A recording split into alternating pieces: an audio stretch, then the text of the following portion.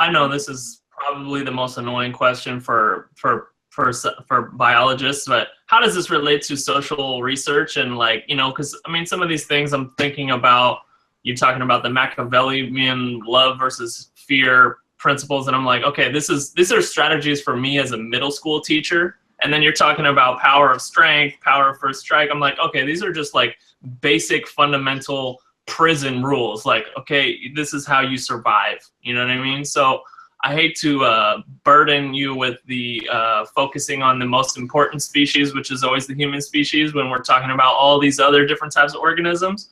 But there's some strong connections there, and I don't know if that's something that you want to touch on or if that's not interesting, but it's definitely the first thing that comes to mind.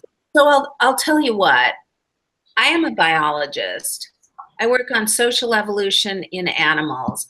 I actually come from a family of social scientists, and I am constantly told, you know, what I'm allowed to talk about and what I'm not. So my husband and I were visiting professors at University of Miami, and we had to give like 4 talks, and one of mine was on women in science. And so my daughter's a sociologist. She's at Chicago. She mostly studies suicide. And I told her, I said, Anna, I have to give a talk on women in science. What should I read? She just said, Mom, you are not qualified to talk about that. And I actually agree with her, because just because I am a woman in science doesn't mean I know the scientific literature about being a woman in science, which is the field of social scientists. So I get really cranky when people like me act like they know something about humans and social science, unless they've studied it, because, you know, we don't. So what I would say is, you know, I like stuff like, I like Dan Ariely, I like Kahneman and Tversky, and I just love the social scientists that work on, I like, you know, even Steve Pinker. I like the people that work on, more than anything, I like the people that work on how we don't really understand what our motivations are very well at all. And there's just all these cool studies that they do.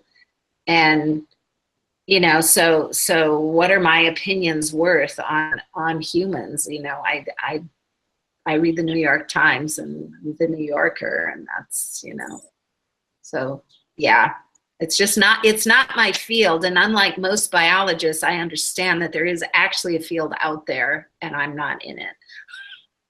So sorry. Way to dodge the question. I'm not dodging it. I'm being really honest. No, thank you. I appreciate that. That's fine.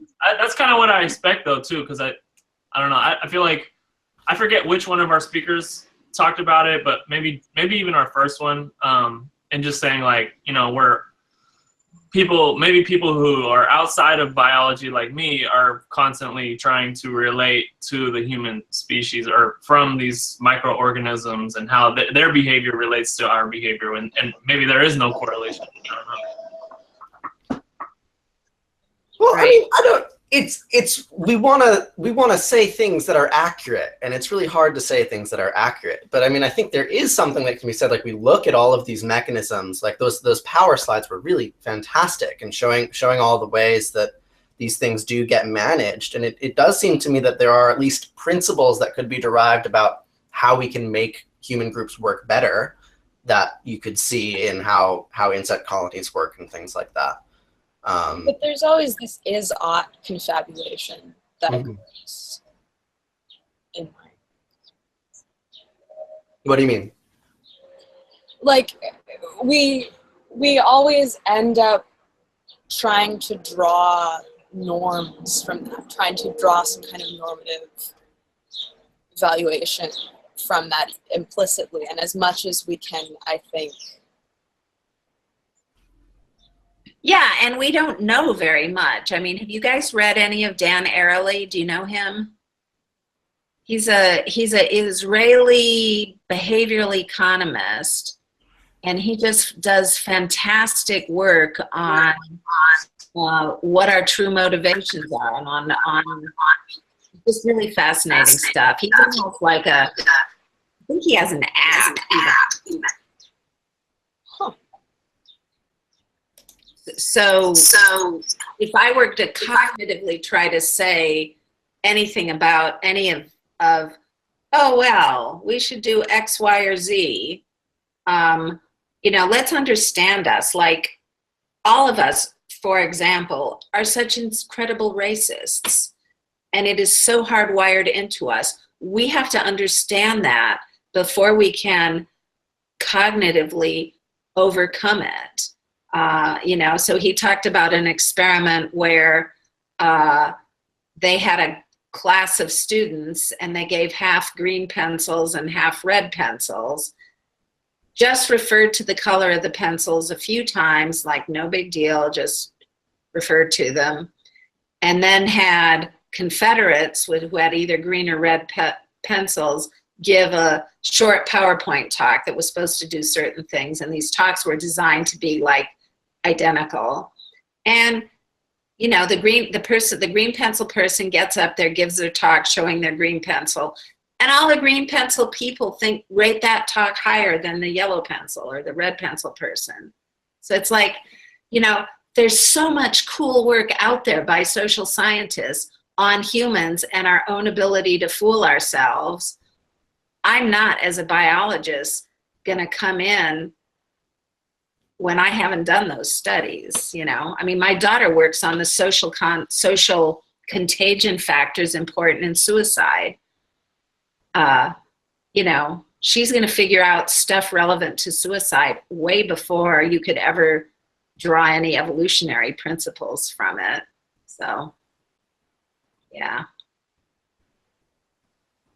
I'm really good at what I do, but I'm also really good at understanding what I don't do. So, yeah. I have a question about, I guess, subjectivity. Maybe this is another one of those things that you say. I do not wish to comment, but I feel like an organism, right? Like I feel like I am this like cohesive me thing, and as biologists, we can look at other parts of life. We can look at beehives or man-o'-wars or whatever, and we can say that is or isn't an organism. I guess what I'm wondering is about the subjective experience of the organism. Like, can we say that a beehive has a subjective experience of being a hive, or is the only experience to be had at the level of bees, or is that something we can talk about at all?